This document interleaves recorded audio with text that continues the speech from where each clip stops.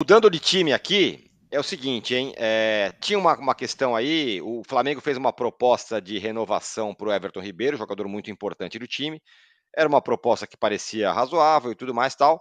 Porém, ele foi para o Bahia. Então, o Bahia contratou o Everton Ribeiro. Mauro, a proposta que o Flamengo tinha apresentado para ele, você tinha entendido como uma razoável. Olha, é isso aqui, temos esse negócio para apresentar para o cara, um jogador muito importante e tal, mas que ia ser reserva. E ele vai com o Bahia. Ele vai para o Bahia. Acho que são duas conversas aí. Primeiro, a ida dele, né? A saída dele do Flamengo, um jogador bem importante, vai para o Bahia. E a segunda é o Bahia. Bahia fazendo uma contratação que não é pouca coisa. Tinha outros times aí de olho. Até o São Paulo estava meio namorando aí o Everton Ribeiro, o Dorival se dá bem com ele e tudo mais. Ele vai para o Bahia. Ele fez 391 jogos do Flamengo, 45 gols e foi campeão de 2 Libertadores, 2 Brasileiros, 1 Copa do Brasil, 2 Supercopas, 1 Recopa e 3 Cariocas. Tem 34 anos. Vai para o Bahia o Everton Ribeiro, Mauro.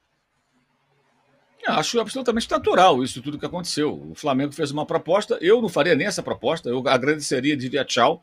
Acho que é um jogador já em declínio, 35 anos, vai fazer dia 10 de abril. Já foi reserva no final da temporada passada. Com a chegada do De La Cruz, ele correria o risco de ser reserva do reserva, porque se jogar no 4-3-3 o Tite, está arriscado ao Gerson para o banco. Né? É verdade. Pode o Gerson parar no banco. Aí ele seria o quê? Reserva do Gerson? O Gerson reserva do meio campo? Tem Alan, concorrência enorme no setor. Então, você vai pagar. E o detalhe, a proposta do Flamengo foi muito generosa. É uma proposta com um salário igual. Outros jogadores renovaram em tempos recentes com redução salarial porque não tinham mais a mesma importância. Essa condição ele conquistou com o futebol dele e tudo mais, merecidamente, mas há alguns anos, quando fez o último contrato, quando ele era mais jovem. E tinha um outro rendimento, físico inclusive. O próprio Tite já estava descartando utilizá-lo como um meia pela direita, como um ponta, porque ele já não tinha força para fazer o trabalho de recomposição, ajudando o lateral. Isso ficava bem claro nos jogos do ano passado, pelo lado direito. Então a ideia era utilizá-lo como um reserva da Arrascaeta. Eu acho um pouco demais, até para o Flamengo, com essa condição financeira muito boa que tem hoje, você ter um reserva tão caro. O Palmeiras tinha um reserva caro que era o Lucas Lima, lembra? Durante um tempo. Seria algo parecido. Eu acho que é muito dinheiro por mês e, consequentemente, por ano, e por 2 anos, então, para um jogador mais velho e que custa caro. Ou seja, o peso dele dentro do elenco foi caindo, a tendência é cair cada vez mais. No Bahia é diferente. O Bahia agora é SAF, tem dinheiro, tudo, mas está numa fase diferente do Flamengo. O Bahia quase caiu, o Flamengo disputa em outro patamar. Deveria ter disputado o título, não disputou por incompetência do próprio Flamengo. Mas tem uma outra situação. Talvez o Bahia amanhã esteja disputando com os principais times do país pelos grandes títulos, mas hoje não é essa a realidade. Então essa contratação para o Bahia é interessante porque ela tem um impacto de pegar um jogador importante, embora veterano, de um clube que tem feito grandes investimentos e participado das grandes competições, das finais. Então, lógico, para o Bahia, são realidades diferentes. Agora, a proposta que o Flamengo fez foi muito boa. 1 ano de contrato, mantendo o salário. Ele não quis, que é o direito dele também. Acho que ele buscou uma situação até muito confortável, porque é um time que não está em competição internacional em 2024. Então ele vai ter uma temporada com o Campeonato Baiano, Copa do Brasil e Brasileirão, menos jogos, né? Então é mais tranquilo. Vai ser festejado, com toda certeza. Vai trabalhar com um técnico que ele conhece. Pelas informações dos companheiros aí, vai ganhar mais, né?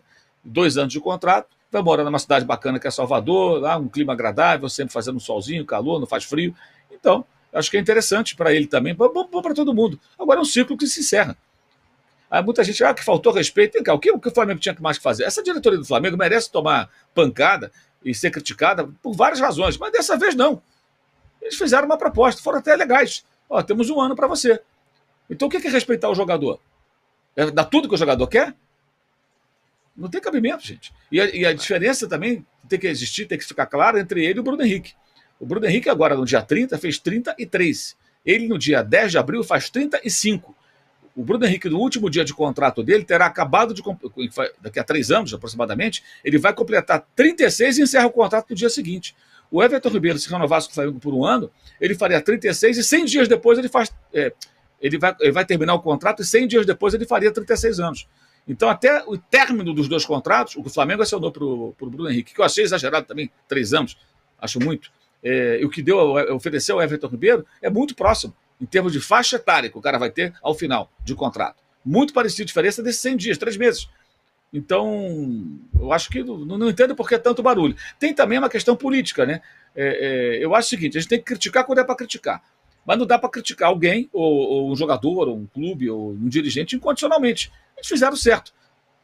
Quando renovaram 2021, antes da final da Libertadores com o Palmeiras, com o Felipe Luiz e os dois Diegos, foi um erro. Isso foi muito criticado. Dessa vez, o que? Esperou o final da temporada, faz uma avaliação com outro técnico, ainda mais que troca de técnico toda hora, né?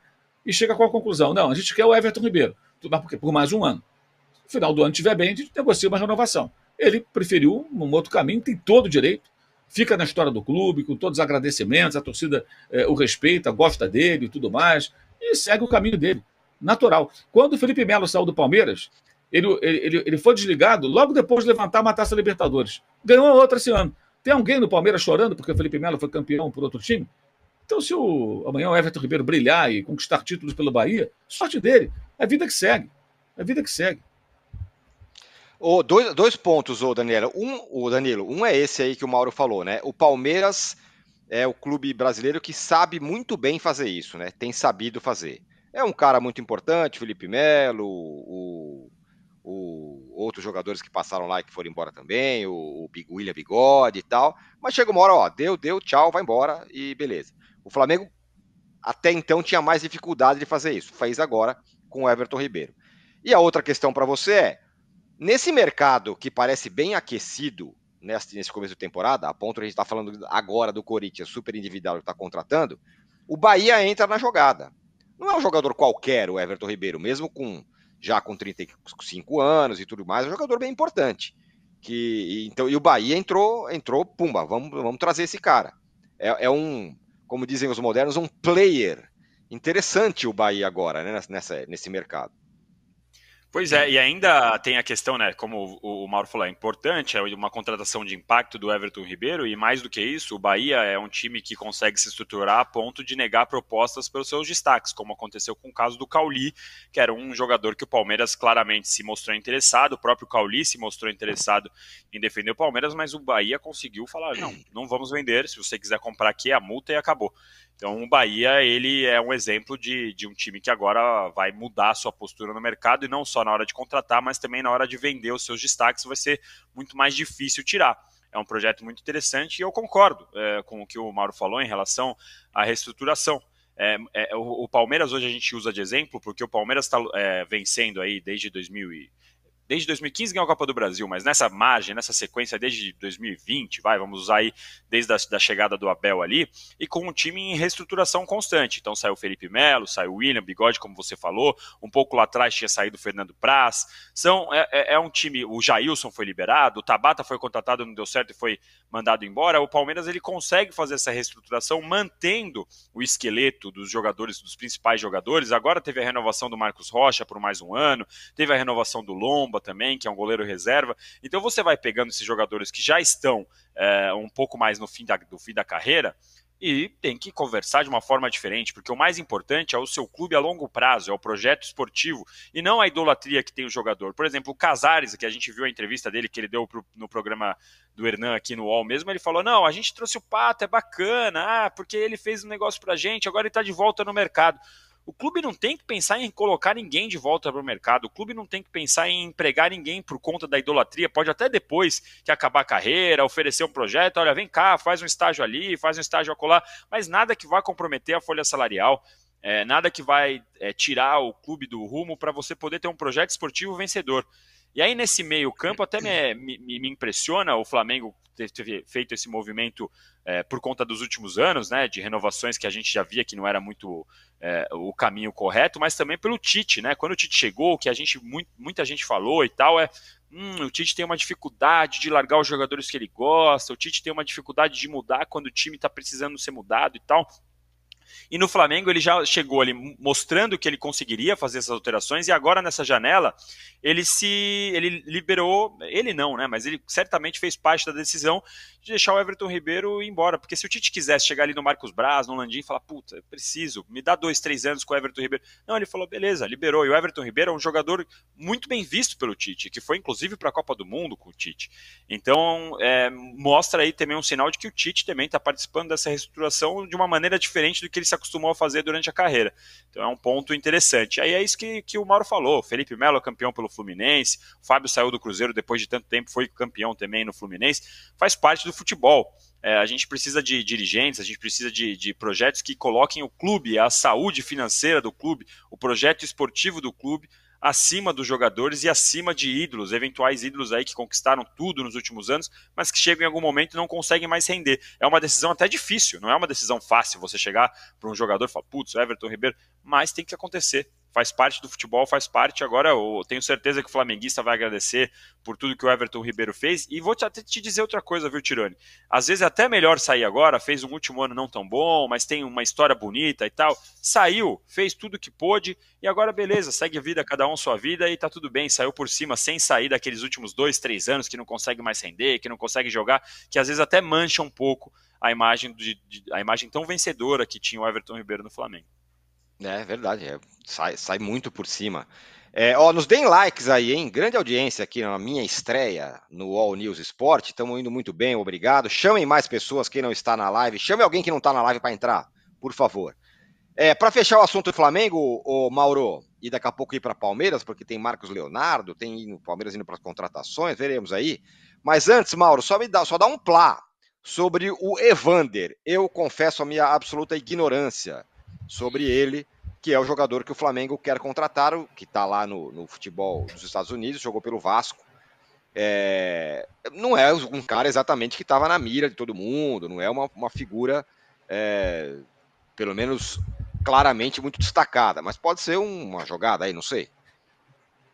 Ontem o Marcos Braz disse que na avaliação do Centro de Inteligência do Flamengo ele é nível A. A pergunta que eu faço, qual é o nível do De Bruyne, né? Se o Evander é nível A, o De Bruyne não existe uma letra que defina um jogador desse calibre, né? Então, coisas estranhas, curiosas, esquisitas. O Evander começou no Vasco, era uma grande promessa, foi vendido para o Midland, lá da Dinamarca, ficou lá durante um tempo. Você vê que ele não conseguiu, jogou até Champions League, chegou a fazer 4 partidas de Champions, tá? Mas não conseguiu dali sair para a Holanda, pelo menos, né? Que acaba capturando os jogadores ali desses países ali próximos, dos países nórdicos e tal, e por ali. Não consegue, não conseguiu. Aí ele sai para os Estados Unidos, joga no Portland. Tá bem lá, tem bons números na Liga Americana, o que, enfim, eu acho que não é o bastante para você pensar numa contratação de um jogador que é um meia, que custou 9 milhões e meio de dólares para os americanos, ou seja, não deve sair a preço de banana, quando o Flamengo precisa de um zagueiro, urgentemente de um lateral esquerdo, porque só tem o Ayrton Lucas, e deveria pensar num direito, porque tem 3, na verdade não tem nenhum que seja dono da posição, todos despertam insegurança, por razões mais do que conhecidas. Então o Flamengo tem outras prioridades. Ele é um meia central, seria, sei lá, um reserva para o Arrascaeta, um cara para jogar ali naquela parte atrás do centroavante, um organizador de jogo, mas não é que seja um mau jogador, não se trata disso. Não virou o que muita gente imaginava quando surgiu no Vasco, né? Esperava ser um jogador de mais destaque, teve seleção de base e tal, mas eu não entendo a contratação por conta da posição, não é a posição prioritária. E o Flamengo ainda está tentando contratar o Léo Ortiz, está tentando o Vinha, tem a possibilidade de Capixaba se o Vinha não for possível, não está atrás do lateral direito, e tem que buscar jogadores para essas posições específicas, né? Mas não, ele está buscando um meia. É isso que eu não entendo. Por quê? Por que o Evander? Por que para essa posição? Fosse ele um bom lateral esquerdo, até entenderia. Tem um lateral bom aqui, ok, mas não é o caso. Joga na posição. O Flamengo perdeu o Everton Ribeiro agora, foi embora, mas contratou o De La Cruz. Então o Flamengo tem, hoje, ele tem Thiago Maia, ele tem Pulga, ele tem Alan, ele tem Igor Jesus, tem um garoto da base, Ryan Lucas, que está subindo, que joga também no meio, pode fazer papel de volante, tem o Arrascaeta, tem o De La Cruz, tem o Vitor Hugo, tem vários jogadores, tem o Gerson, tem vários jogadores para esse setor de meio campo, volante, segundo volante, jogar mais à frente. Então, o Tite joga no 4-3-3, com 2 pontas. Então você teria aí 3 vagas no meio campo e os pontos que tem que voltar no momento sem bola. É uma contratação que não dá para entender. Acho que ninguém consegue entender. Muito menos entender essa avaliação letra A para esse jogador, porque, convenhamos, né? Se ele é A, então outros grandes nomes do futebol mundial nem entram no mapa de avaliação do glorioso Centro de Inteligência. É um nome muito imponente, né, do Flamengo. Eu gosto desse nome. O Flamengo também apresentou um novo patrocinador master da camisa, que é a PixBet, contrato até dezembro do ano que vem por 170 milhões. Vale lembrar, para nível de comparação, o São Paulo está soltando rojão porque fechou com uma nova casa de apostas também, a Superbet, por 52 milhões. O Flamengo vai levar 170 milhões. Essa casa de apostas já patrocinava a omoplata da camisa e agora entra no lugar principal da camisa do Flamengo. Falando em o Danilo, Marcos Leonardo, o Palmeiras sonhava com o Marcos Leonardo, mas você publicou no seu blog que o destino dele deve ser a Europa. O Marcelo Teixeira, novo presidente do Santos, também postou nas redes sociais que tem conversas com o Benfica. Esse, não sei se é nível A, mas é um belo de um atacante, um ótimo atacante, que não deve ficar no Santos, mas o destino deve ser a Europa. E aí, qual é a alternativa do Palmeiras? Aliás, se o Palmeiras contrata um cara desse, aí é coisa grande. Qual é a alternativa do Palmeiras? Pois é, seria um movimento interessante. A gente tem que pensar também para o meio do ano, né, Tirone, que é quando o Endrick vai para o Real Madrid. Então é um movimento que seria assim interessantíssimo para o Palmeiras no momento, mas também pensando num futuro, quando perde o Endrick, que terminou o brasileiro como dos principais jogadores do time, apesar da sua pouca idade, né, 17 anos ainda. Então é um movimento interessante. Como você bem disse, praticamente é muito difícil. O Marcos Leonardo ele já deixou bem claro que ele prefere ir para a Europa. O Benfica é o time que mais tem sinalizado aí com a proposta que o Santos quer, que é ali perto dos 18, 20 milhões de euros. Como o Mauro disse no começo do programa, eu também gosto sempre de destacar, uma coisa é falar que vai fazer a proposta, outra coisa é fazer mesmo a proposta. Hoje de manhã eu até vi que Fabrício Romano, que é um jornalista estrangeiro que normalmente tem especialidade no mercado, ele disse que já está tudo certo e tal, mas eu prefiro esperar, até porque essa questão do Marcos Leonardo já teve outros momentos aí que o próprio staff, o Santos já considerou como se fosse vendido, no caso da Roma, por exemplo, e não foi vendido. Então, é uma novela que a gente tem que aguardar até o último capítulo. E os clubes também estão aguardando até esse último capítulo. Caso essa negociação não avance, caso o Benfica não sinalize com a proposta, o Santos não entre em algum acordo, é muito difícil que o Marcos Leonardo continue para o Santos na Série B. E aí abre-se aí uma possibilidade de outros clubes. É nessa que o Palmeiras entrou. O Palmeiras avisou, olha, eu sei aí que vocês querem Europa e tal, mas qualquer coisa, tô aqui. Mais ou menos se colocando ali na fila.